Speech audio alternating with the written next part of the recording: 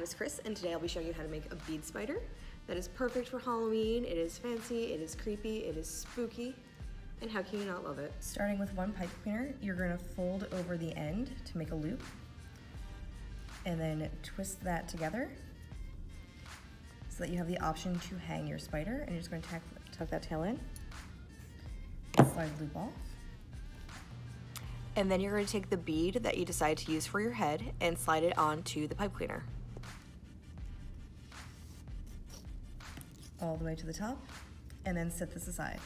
Then you're going to fold 4 pipe cleaners in half and find the middle. And then just pluck out some of the fibers that come out really easily, so that way it's a little bit thinner on all 4 of them. Once you've plucked out all of the fibers in the middle, you're going to wrap it around just below the head of your spider, and you're going to do that with all 4 of them. Once you have all 8 of your legs on, you're going to take your body and then thread it on to the pipe cleaner. Pinching it tight, you want everything to be close together. Once your body's on, you're going to take a tiny bead and twist it onto your pipe cleaner and thread it all the way up to the top. This is going to lock everything in place. You're going to snip the end, pluck out all of the fiber at this end. If you're having trouble getting a bead on, just pull the fibers out. It'll make your pipe cleaner thinner. Or you can use jewelry wire as well. Both of these work.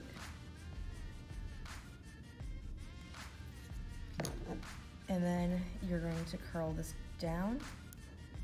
You can trim it a little bit more, that's kind of long. You're going to curl the end down and in on itself, so that way you don't have any sharp ends sticking out. And tuck it in under and into the opening of the body, so it makes a little loop. Next, you're going to make the legs.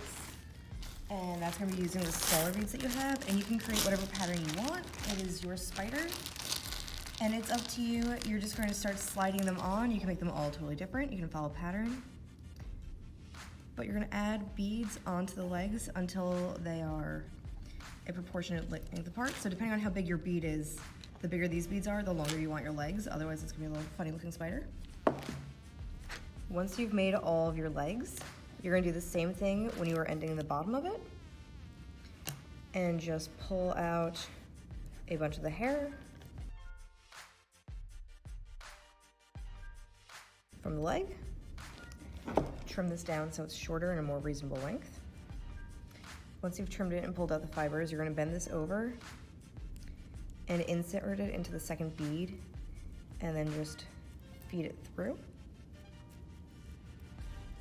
to hold everything in place, and then add a bend to your leg so it looks like a spider, and then you're going to do that with all of the other legs.